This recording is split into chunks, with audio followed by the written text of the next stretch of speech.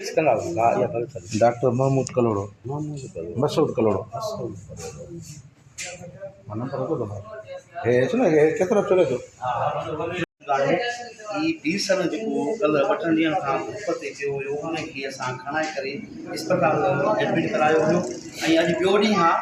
मुख़्तलिफ़ असां वीडियोज़ मुख़्तलिफ़ सोशल मीडिया जे उन्हनि ते असां हलाया आहिनि पर हीअं त हिन जी वास न थी सघी आहे ही उन टाइम तां असां ॾिठोसीं या हिन जी पश्चिम ते जेको नालो हिन जो सलेमान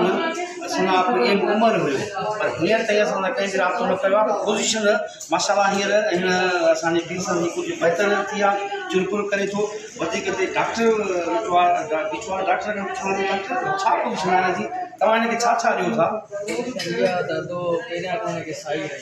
अच्छा साई जो पेशेंट आहे जलंधर जो मरीज़ भी रहियो आहे जी जी हाणे हथनि पेरनि ते थोथर अथसि थोथर बि अथसि पहिरियां कब्ज़ी हुयसि हाणे कल्ह राति वारी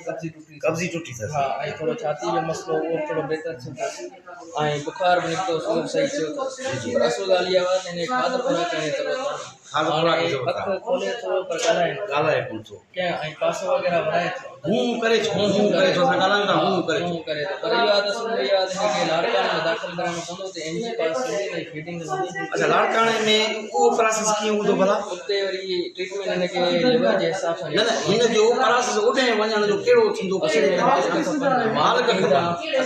ईंदो त हिनजी दाख़िला कराईंदो असांजे थ्रू तव्हांजे थ्रू पुलिस जे थ्रू थी थो सघे पुलिस जे थ्रू थी सघे पुलिस जे थ्रू थी थो सघे पुलिस वारो हिकिड़ो एएसआई या कांस्टेबल हुजे हिन सां गॾु वञे हुते एंट्री कराए अच्छा एंट्री कराए पोइ दाख़िल कराए वरी हुन मालिक बात करे पर हो बि इन शरीर न हूंदा त मालिक अचनि था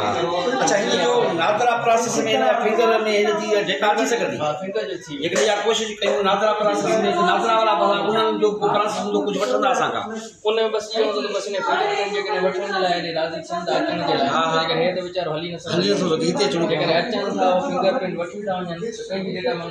अच्छा उहो डेटा सॼी नहीं निकिरी थी किथां जो आहे केरु आहे ट्रेस करण जो टर्मिनल सॼो सॼी माना अॻियां असांजी अची वई